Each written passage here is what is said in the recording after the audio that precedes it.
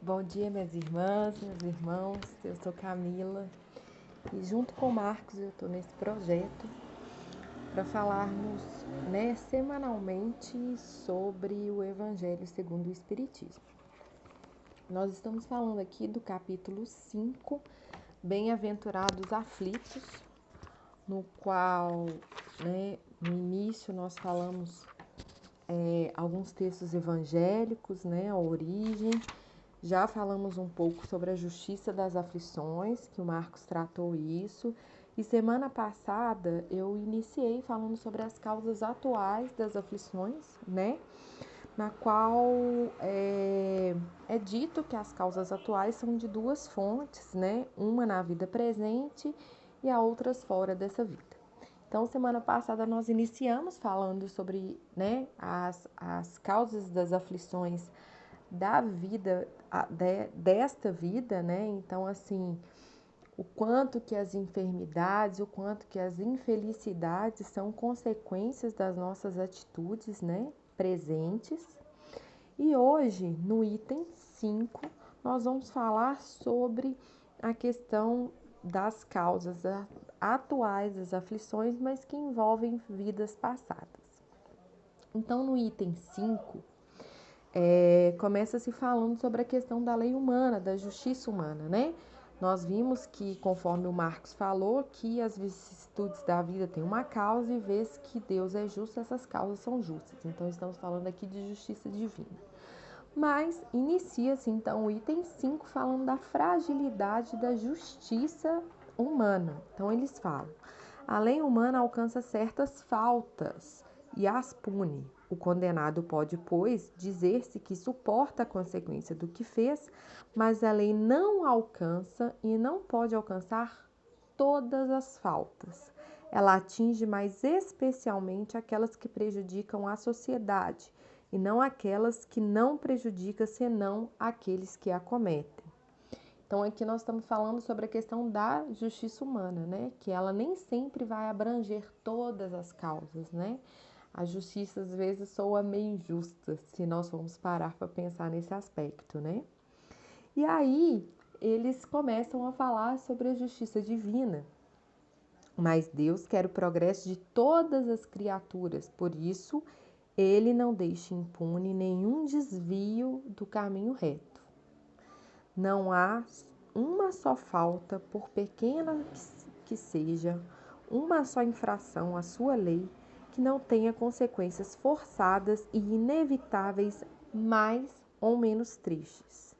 De onde se segue, nas pequenas como nas grandes coisas, o homem é sempre punido pelo que pecou. Aqui ele traz, a questão de pecar. Vamos tentar desviar um pouco daquele sentido de pecado trazido pelo catolicismo, Pecado no sentido de faltar, no sentido de errar,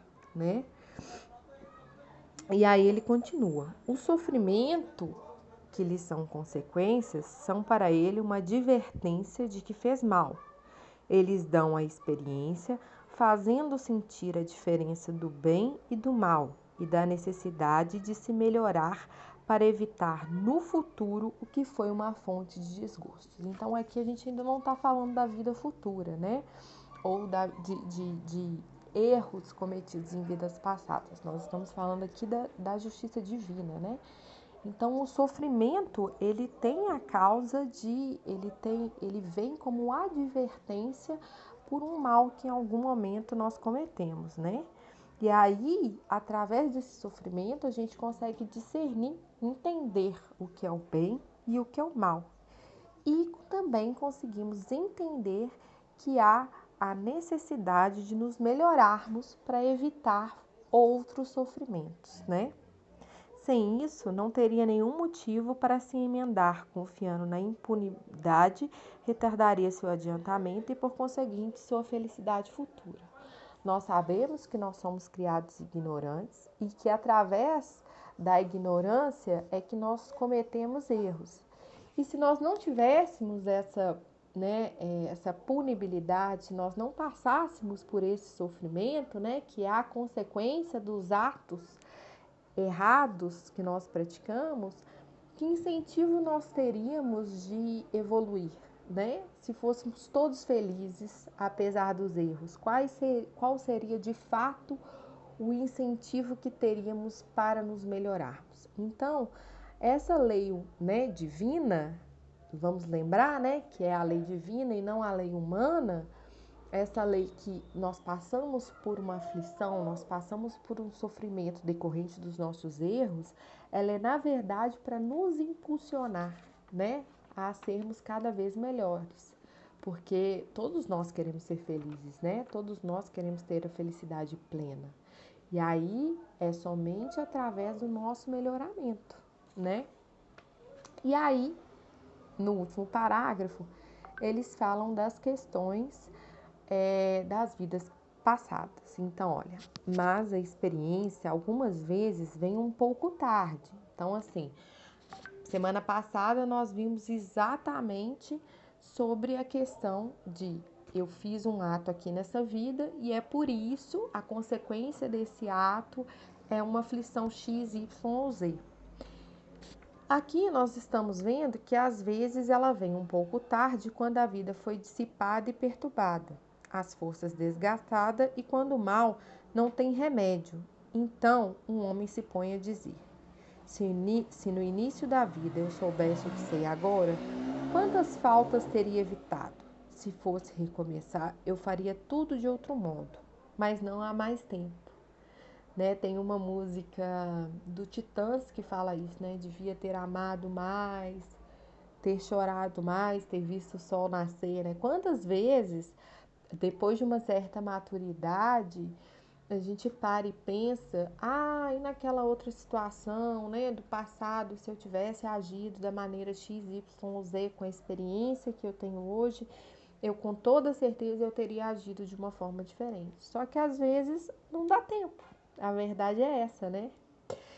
E aí a vida, igual eles falam aqui, já tem as forças desgastadas, a vida já foi dissipada, nós já desencarnamos, e aí como é que vai resolver aquele problema, né?